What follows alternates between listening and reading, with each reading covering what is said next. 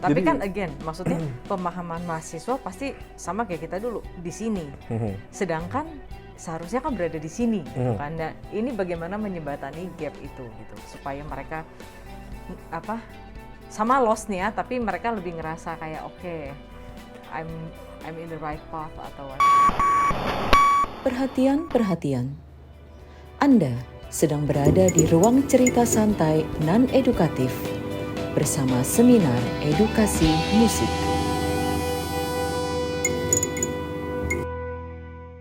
Doing Oke. the right thing gitu. Jadi so far begini, kalau misalnya si murid datang ke studio, terus habis itu masih benar-benar belum siap lah note-nya apa dan sebagainya, mendingan nggak usah major, nggak usah les kalian. Jadi saya selalu demand mereka untuk selalu udah siap masalah note-nya, even apapun yang tertulis gitu ya. Nah, disinilah yang saya juga mungkin bisa cerita sedikit dan cepat aja ya, pada waktu saya S3 gitu ya. Jadi pada waktu saya S3, guru saya itu kan adalah 9 tahun dengan Leon Fleischer. Nama guru saya Peter Amstutz. Dan Peter Amstutz itu basically menganggap Leon Fleischer itu udah kayak Dewa. God. Sampai hairstyle, even mobil, warna mobilnya, tulisannya pun, ngomongnya semua sama. Gitu ya. Sampai segitu idolanya gitu ya. Nah, pada waktu saya misalnya main pertama kali buat dia gitu ya. Habis saya selesai main, saya kan mengekspektasi kayak Ronaldo ya, yang langsung sepak saya gitu loh maksudnya. Begini dulu pokoknya gitu ya. Nah tapi kalau sama Amsus enggak, yang ada malah cuman, okay, bravo, sounds good. Do you have any question? Any doubts? Any places that you don't feel comfortable katanya.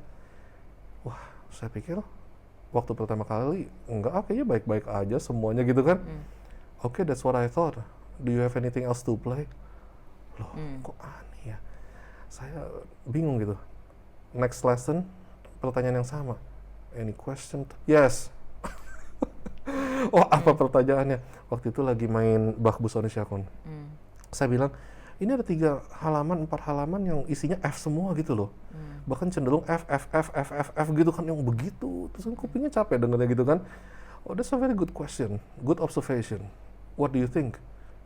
Kok nanya balik ya? What I think mungkin di beberapa tempat, walaupun tidak tertulis, tapi mungkin saya bisa bawa dynamic-nya kecil dulu, supaya saya bisa punya space buat build-nya lagi kan. That's one of the ways katanya. Apakah ada possibilities yang lain? Ada berapa possibilities katanya. Sampai akhirnya saya ngerti poinnya apa setelah 1 semester. Itu poinnya apa? He lets you think. 1, don't stop asking. Yang kedua, never stop thinking. Dan yang ketiga, find your own resolution. How to do it. Nah, sekarang yang saya berusaha lakukan ke mahasiswa saya juga begitu gitu. Jadi selama mereka sudah mantap dengan fundamental atau instruction yang ada di score, nah baru kita sama-sama swim. Ayo, ini sekarang menurut kamu apa gitu kan? Seringkali misalnya saya suka nanya gini, menurut kamu misalnya ada yang main apa ya, Beethoven 311 deh misalnya, padam tiga padam pada. Menurut kamu apa yang Beethoven lagi mau sampaikan di sini? Piano. Bukan itu yang saya tanya. Kalau saya tanyanya dynamic apa yang Beethoven mau, benar jawaban kamu. Tapi yang saya tanya kan bukan itu, yang saya tanya adalah apa yang mau disampaikan. Terus tiba-tiba modulasi ke flat 7, ke F mayor kan habis itu. Kenapa? Kira-kira apa yang mau ngomong lagi di sini? Nah, hal-hal yang kayak begitu anak-anak tidak terlatih. Jadi obviously they can be atau many of them are good pianist, tetapi mereka belum mengenal diri mereka sendiri. Dan mereka belum mengenal apa yang mereka mau dengan bermain musik. Bahkan a very simple question yang sebetulnya, why do you even deal with music gitu misalnya. Apa yang mau kamu cari? Jadi hal-hal seperti itu tuh mereka nggak terlatih. Maka dari itu, setelah years and years saya di UPH ini, misalnya saya akhirnya tahun lalu kan ada perubahan kurikulum. Karena kan setiap 4 tahun harus ada perubahan kurikulum. Excuse me. Dari Dikti ya.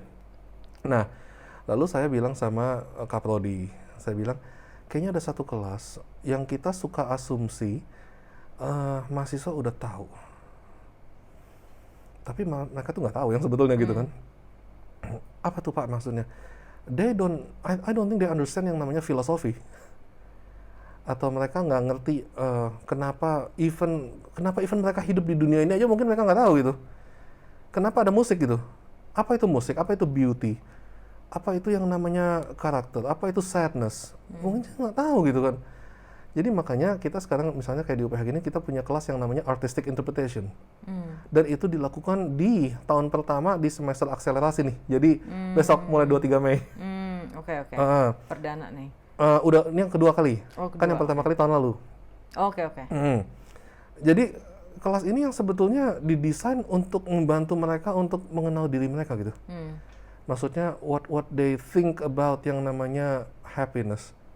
What is happy? Gitu kan? Misalnya saya juga sering nanya, PSS ini artinya apa? Andai kata ada yang lebih mature lah gitu ya. Oh oke, ini melambangkan happiness. Oke. Nah, what is happiness? Misalnya gitu. Yeah. Ada berapa types of happiness di dunia ini? Maksudnya gimana Pak? Loh happiness-nya macam-macam dong. Karena GPA-nya 4,0. Atau happiness karena misalnya tiba-tiba udah nggak ketemu sama seseorang, teman lama kamu tiba-tiba ketemu.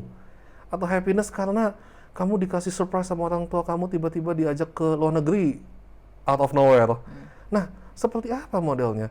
Karena kan yang namanya happiness dan sadness itu kan cuma generik doang. Kita mesti lebih detail bagaimana memahami itu gitu kan. Nah, jadi makanya yang dibahas di kelas ini misalnya termasuk mengenal dirimu sendiri, mengenal artistic expression kamu, mengenal taste kamu, tahu bahwa interpretasi itu sangat diperlukan. Yang sebetulnya dalam pembelajaran apalagi di kuliah musik seperti ini yang dipelajari kan bukannya cuma sekedar baca notnya doang lagi gitu kan, tetapi justru the art of interpreting a work. Nah itu kan yang lebih penting gitu. Untuk di level ini ya, kalau mungkin masih sebelum university kan kita mungkin masih yang foundation seperti itu gitu. Tapi now di sini I already make it clear bahwa yang namanya classical performance program itu bukannya kamu main lagu selesai ganti lagu lagi gitu kan. Tetapi goalnya adalah bagaimana kamu bisa memahami lagu ini berdasarkan kacamata kamu, berdasarkan identity kamu, berdasarkan culture kamu, berdasarkan perspektif pribadi kamu. Nah itu yang kita latih, yang namanya classical performance, gitu. Jadi kan anak-anak juga banyak yang suka nanya begini, kalau musik terapi kan kayaknya jelas ya, maksudnya isinya mau kemana arahnya. Music education juga mereka pikir mereka tahu gitu ya. Composition, obviously clear, berarti kamu nulis musik gitu kan. Tapi kalau performance tuh apa sih yang kita belajar gitu loh. Bukannya semuanya peminatan itu pasti ada performance-nya juga anyway. Betul, gitu kan. Tapi kalau kamu ada di classical performance, kita akan concern yang sangat detail dengan yang namanya kata itu tadi, interpretation, menjadi original, menjadi otentik. Iya. Iya. Gitu. Dan itu memang bukan masalah 1-2 tahun ya. Oh nggak bisa. 4 tahun aja pasti kurang gitu. Jadi memang yang bisa dilakukan mungkin hanya pembekalan awal ya kalau di S1 mungkin ya. At least tahu inilah. Actually S1 itu kayak di Bloom taxonomy yang level 1, 2, 3 lah at the most, yaitu to know, to understand, and to apply. Tapi mereka masih belum punya, karena umurnya juga pasti ya, belum punya kemampuan untuk bisa to analyze, to synthesize, and to create something new gitu kan maksudnya. Belum sampai sana. Makanya seringkali kan saya bilang sama anak-anak juga gitu. Salah satu obrolan saya sama Pak Johannes Nugroho di sini, iya ya, ternyata setelah selesai S3 tuh kita pikir tadinya wah keren ya DMA, wah keren ya the end of the study of music gitu. Tapi setelah itu kita realize bahwa it's nothing gitu. Malah ini semua ya bagus sampai DMA. Kenapa? Karena kamu udah punya bekal yang good enough, bukannya good ya, good enough gitu maksudnya, to start the journey, to start knowing you yourself and to know the music and to know especially the relationship between you and the music gitu kan maksudnya. Tapi itu juga bukan berarti perjalanan berakhir, malah justru babak baru dimulai. Babak gitu. baru, iya. Itu ya memang the more you know that you don't know anything. Emang begitu. Apalagi di dunia art ya. Iya. Menarik karena memang filsafat atau filosofi itu memang dibutuhkan banget kalau kita mau mendalami apapun sih kayaknya. Kecuali mungkin kamu rocket scientist itu mungkin berbeda kali. Kalau kita kerja di lab atau apa. Tapi kalau kita berhubungan dengan aspek yang manusiawi, filsafat emang merupakan satu core yang suka dipandang sebelah mata lah. Benar. Jadi menarik bahwa UPH membuka kelas itu ya. Nggak tahu maksudnya kayak di tempatmu dulu gitu, di Eropa gitu, ada nggak kelas filosofi seni atau filosofi musik gitu misalnya? Nggak ada kelas yang judulnya filosofi sih. Tapi what we talk about all the time is philosophy. Begitu ya. Maksudnya kita selalu memang ngomongin filsafat di balik musik kayak kenapa dia misalnya nulis broken chord do mi sol do, tapi yang kedua 2 not, yang ketiga 3 not, yang keempat 4 not. Itu apa yang ingin diekspresikan. Jadi sebenarnya berangkat dari score selalu. Ya mirip dengan mungkin yang dilakukan Malcolm Bilson di Knowing the Score. Pembicaraan seperti itu kan bisa dibawa jauh ke filsafat, bisa juga sangat teknikal. Ya, jadi pembicaraannya ya memang lebih ke arah situ, tapi nggak ada spesifik kelas yang judulnya filsafat gitu. Tapi memang setiap membahas musik pasti banget, malah lebih ke arah filsafatnya dulu, baru pendekatan teknikalnya. Biasanya gitu, karena pertama apa nih yang mau kita ekspresikan tuh apa? Lalu how to get there, tapi harus tahu dulu apa gitu. Jadi sama kayak tahu visionnya dulu gitu kan. Iya, setelah itu baru missionnya gitu kan, how to get that vision gitu kan maksudnya. Gitu. Jadi memang, tapi kalau orang sono mah ngomongin filsafat udah kayak ini ya. Everyday life kayaknya ya maksudnya. Soalnya di semua itu mungkin budaya mereka juga. Karena di setiap hal tuh memang mengandung filosofi. Maksudnya even tata kota aja kan sudah ada filosofinya sendiri. Kenapa tower ini dibangun di sini, kenapa nggak di sana gitu, itu kan udah ada filosofinya semua gitu. Jadi mungkin memang udah part of their life, mungkin beda dengan kita di sini. Even Amerika juga kayaknya beda ya. Well, di Amerika maksudnya nggak tahu ya, kalau aku kan karena sekolahnya selalu di East ya. Jadi banyak guru Eropa yang actually datang ke sana gitu kan. Aku sendiri nggak pernah actually belajar sama yang American banget gitu. Jadi European yang udah di Amerika for a long time aja gitu kan. Apalagi kalau Arnaldo lebih ekstrim lagi karena itu basically asli European gitu kan jadinya. Karena tahun pertama dia di US waktu itu, tahun 2004. Jadi adat ngajarnya juga yang masih European banget gitu kan. Ya, nggak ada pujian. Nggak ada pujian? Tidak ada pujian. Setiap kali habis selesai main, sounds really bad, sounds like trash. Oh, coba di UPH ngomong kayak gitu, kabur muridnya. Orang tua datang. Iya. Oke. Mungkin satu hal lagi yang aku pengen tanyakan, yang di depan mata nih kan ada UPH competition. Setelah berapa tahun nih vakum? Terakhir tuh tahun 2012. Wih, lama ya? Ya betul. Memang pokoknya ingat gue juga lama gitu. Tapi kan kita tahu ya sebenarnya di Indonesia ini kan yang namanya competition itu nggak kurang, malah mungkin kelebihan. Dan kita tahu bahwa kultur kompetisi itu tidak selalu membawa kita ke pemahaman yang benar atau ke image yang benar mengenai belajar musik itu sendiri. So ngapain nambahin lagi another ajang gitu loh, kalau udah tahu ini kebanyakan nih ceritanya. Apa sih yang mau membedakan, kenapa gitu UPH mau bikin lagi padahal udah ada banyak ya? Well, kita di sini kan adalah higher education institution ya. Kita merasa bahwa kita bertanggung jawab terhadap society juga, maksudnya untuk bisa berperan yang sangat aktif sekali, maksudnya untuk bisa menginformasikan gitu kan ke society gitu ya. Bukan hanya ini saja, misalnya contohnya kayak kalau saya boleh promosiin satu kelas lagi, di mana di kurikulum kita ada kelas yang namanya Music and Society.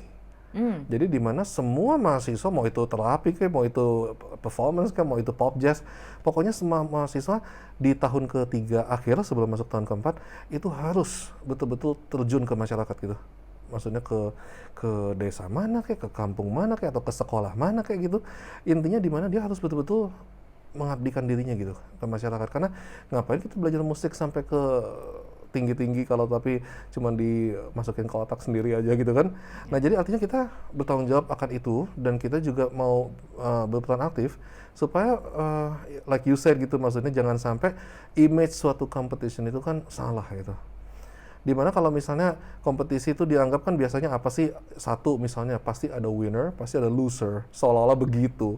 Yang winner itu pasti keren, yang loser itu ya udah hopeless. Kesannya kayak gitu ya kan. Terus apalagi sih misalnya image yang salah mengenai kompetisi, pasti apa namanya tergantunglah juga dari jurinya lah misalnya gitu kan. Kalau emang jurinya emang nggak suka sama anaknya, belum apa-apa udah pasti langsung image-nya gimana. Aduh, ya kayak gitu-gitu nggak penting banget ya. Jadi makanya juri emang ada selera, itu pasti, benar, tapi nggak ada dendam pribadi, nggak ada. Nah, makanya, tapi kan seringkali kan begitu kan, maksudnya kan ada aja gitu maksudnya pemikiran-pemikiran yang menjurus negativity gitu loh maksudnya. Nah, jadi artinya kan yang kita mau tanamkan adalah untuk memastikan bahwa first of all, ini kompetisi yang bertaraf higher education institution sekali lagi. Jadi itu kan yang membedakan dengan yang lain-lainnya. Dan yang kedua, kita mau pastikan bahwa the ultimate goal of competition ini adalah untuk making friends, untuk celebrating yang namanya art gitu kan, melalui music. Dimana setiap orang nggak tahu datangnya dari mana gitu kan, pokoknya tapi kan setiap orang itu punya culture, setiap orang itu punya backgroundnya masing-masing, dan itu yang kita sangat tertarik sekali untuk mendengarkannya gitu kan. Bagaimana lagu yang sama dimainkan dari orang yang datangnya dari mana gitu kan. Nah, bukannya untuk pointing out siapa yang benar siapa yang salah, karena anyway nggak ada yang benar nggak ada yang salah gitu kan. Kalau misalnya ada yang benar ada yang salah, sekali lagi berarti sampai ada yang bilang oh itu salah mainnya karena itu bukan apa yang Chopin mau. Aku boleh nggak belajar sama kamu?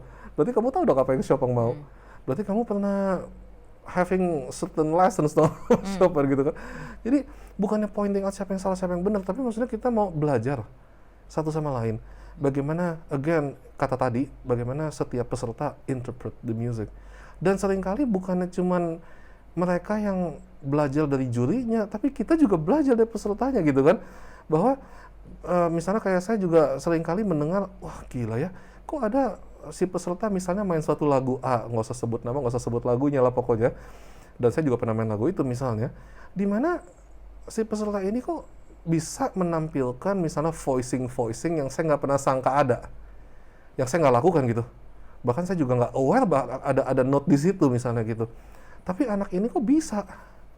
Nah, yang ada kan saya yang belajar dari dia jadinya, gitu kan? Dan I'm proud bahwa saya di situ duduk bukannya hanya untuk ngejudge, tapi I'm proud to say bahwa I learn from him atau from her as well, gitu kan maksudnya kan. Dan nggak ada yang perlu merasa dimalukan, saya nggak merasa embarrassed dalam bentuk apapun, karena sekali lagi bagi saya yang namanya music itu adalah suatu endless journey. Bahkan sampai kita tua pun, sampai mati pun juga nggak akan selesai, gitu. Jadi makanya kita mau tanamkan pengertian seperti itu, supaya tuh maksudnya jangan konsepnya kesannya cuma yang winner doang atau yang loser doang, gimana kesannya gimana gitu ya kan. Tapi kan bagaimanapun juga yang namanya kompetisi ada yang nomor 1, ada yang nomor 2, which means nomor 2 itu di bawah nomor 1. Ada yang nggak dapat nomor sama sekali. Gimana caranya menjelaskan ke para peserta bahwa nomor 1 itu tidak selalu lebih benar atau lebih baik dari yang tidak dapat nomor misalnya. Gimana? Ya karena mungkin yang tadi sudah kita sempat singgung dikit ya, di mana again emang betul tergantung peran juri juga yang pasti nih. Juri kan pasti mempunyai taste-nya masing-masing juga gitu kan. Tapi kan sebagai bukti aja lah, misalnya contohnya kayak si Bruce Liu nih yang baru menang Chopin competition kemarin, juara 1, oke, wonderful playing. Saya melihat dia punya permainan, saya suka banget. Kenapa? Karena bagi saya yang paling captivating adalah misalnya pedalingnya. Dimana pedalnya nggak yang berantakan, nggak yang kotor gitu maksudnya. Orang kebanyakan kan suka overemphasize pedal buat di Chopin kita nggak gitu. dengar dia pakai pedal. Iya, saking ininya. Bersih banget Subtle, gitu kan, iya kan. Nah, tapi pada waktu dia ngikut list competition, dia nggak juara 1, misalnya gitu kan. Dia ikut kompetisi yang lain juga begitu. And the same thing works untuk champion yang di tahun 2010 sama 2015 kan, Juliana Avdiva misalnya gitu. Jadi artinya emang tergantung berbagai macam aspek, tergantung dari repertoarnya sendiri, tergantung dari bagaimana kedekatan kamu akan musik itu, pengertian kamu akan musik itu, dan bagaimana pengertian kamu akan komposer. Jadi the way you choose repertoire itu kan sangat penting sekali untuk bisa menentukan hasil akhirnya gitu kan. Kalau misalnya emang kamu nggak nyaman misalnya dengan let's say Debussy misalnya gitu ya. Ya, tapi ada persyaratan mesti main lagu yang pokoknya diciptakan kurang lebih di tahun minimal 1908 misalnya sampai 1930 lah anggap misalnya gitu. Ya kalau emang nggak nyaman ya mendingan jangan ambil yang itu misalnya gitu kan. Ya, kan mendingan lain. Misalnya kan ada lagi yang Amazing Bartok misalnya. How about Paul Hindemith misalnya gitu kan. Atau misalnya kalau emang punya teknik yang emang lebih keren lagi, artistry dan maturity yang lebih keren lagi, why don't you play Charles Ives misalnya gitu kan. Bagaimana dengan Aaron Copland, lagu-lagu yang awalnya. Nah seperti itu kan banyak pilihan gitu kan. Kenapa itu nggak ditelusuri? Kenapa taunya cuma segitu-segitu aja? Nah jadi saya pikir ini juga another thing, bahwa kurangnya pengetahuan yang sangat komprehensif mengenai repertoire, mengenai komposer gitu kan. Karena kan di Indonesia kalau menurut saya pribadi pengertian 20th century masih sangat terbatas sekali gitu kan. Mungkin belum pernah ada yang dengar misalnya kayak komposer Itali Luigi Dalla Piccola misalnya, atau misalnya Stockhausen. Mungkin Schoenberg pun juga pernah dengar, cuman nggak tahu musiknya kayak gimana gitu kan ya. Atau even Bartok aja mungkin nggak terlalu expose juga gitu kan. Paling banter kayaknya cuma di daerah-daerah Debussy situ-situ gitu loh. Tapi maksudnya kalau misalnya kita melihat whatever yang terjadi setelah Perang Dunia II, misalnya kalau andai kata tahu ada repertoire misalnya kayak minimalistic work gitu, misalnya by Philip Glass yang kayak begitu kan banyak untuk piano misalnya gitu kan. Betul. Atau even William Bolcom punya lagu juga approachable sekali gitu kan. Skornya aja mungkin susah ya. Bolcom nggak? Kalau Bolcom menurut aku nggak. Okay. Albright gitu-gitu oke lah. Yang susah misalnya kayak Chevsky. Misalnya kayak North American Ballads yang kayak gitu-gitu tuh susah sih dibacanya aja susah gitu. Enggak, maksudnya susah mendapatkannya. Oh, mendapatkan itunya, skornya, partiturnya gitu. Iya sih. Relatif lebih sulit gitu. Kadang soalnya mereka kan apalagi yang masih hidup kan menjualnya memang personal, private gitu jalurnya. Gitu. Tapi sebenarnya kalau mau kayak gitu kan you can do with your studio dengan UPH untuk mempopulerkan musik-musik abad 20. Jadi banyak bikin either recital atau online atau apa gitu, lecture recital apa. Yang menceritakan misalnya music after 1950s atau something like that. Iya, dan sekaligus dengan performance-nya gitu. Itu menarik banget. Yuk, mau bikin? An idea definitely. Iya, gue kasih idenya lo yang bikin. Maksudnya itu lebih solving the problem daripada bikin kompetisi dong. Betul. Memaparkan dulu gitu kan maksudnya kan. Jadi kembali lagi nih, gue menanya kenapa nih, ngapain nih kompetisi nih? Yang dicari itu apa sih dari kompetisi? Yang sebenarnya kalau mau ngomong yang paling utamanya adalah kita juga mau mencari talent ya. Maksudnya mencari talent artinya untuk yang nantinya masuk ke UPH. Kan maksudnya kan goal dari ini kan yang sebetulnya kan kita siapapun yang jual 1, 2, 3 itu kan akan mendapatkan full platinum scholarship kan. Oh, nice. Yang artinya mereka guaranteed akan masuk ke UPH gitu loh maksudnya. Dan dapat dan full ride. Gitu maksudnya. Karena kan untuk appreciate talent mereka gitu kan. Dan itu sangat bagus ya. Karena maksudnya bukan cuma nyari talent tapi mewadahi generasi muda. Ya orang-orang anak-anak bertalenta ini diberi wadah yang proper supaya mereka bisa berkembang dengan lebih baik gitu kan. Jadi itu menarik. Kalau yang di kategori bawah-bawahnya ada cash prize? Kalau yang kategori bawah cash prize dan nanti akan mendapatkan masterclass dari juri. Ya, gitu. Exposure untuk konser gitu belum? Kalau untuk yang bawah kita nanti palingan hanya akan bikin mereka di satu sesi. Kalau untuk kategori yang kecil ya, maksudnya satu sesi untuk engagement nanti recital di gedung D aja gitu. Untuk appreciate how their effort, their hard work dan sebagainya gitu kan. Nah tapi kalau yang gede ini cash prize lalu platinum scholarship. Dan abis itu nanti mereka punya right untuk bisa memilih dia mau mendapatkan masterclass oleh siapa. Oh, dapat masterclass juga masterclass free. Juga. Jadi pokoknya semua kategori itu akan begitu. Oke. Juara satunya aja atau 1, 2, 3? Juara kita 1, 2-nya. 1 dan 2 dapat masterclass di semua kategori berarti ya? Di semua kategori ya. Oke, gitu. Menarik. Ini open untuk seluruh Indonesia ya? Open. Nasional ya? Nasional. Oke, menarik. Gitu. Oke, terakhir untuk menutup, mungkin saya ingin bertanya, kira-kira 10 apa 20 tahun lagi, apakah lu masih berada di UPH, melakukan hal yang sama, dan apa yang lu harapkan berada di UPH gitu, apa yang beda sekarang dengan 20 tahun lagi?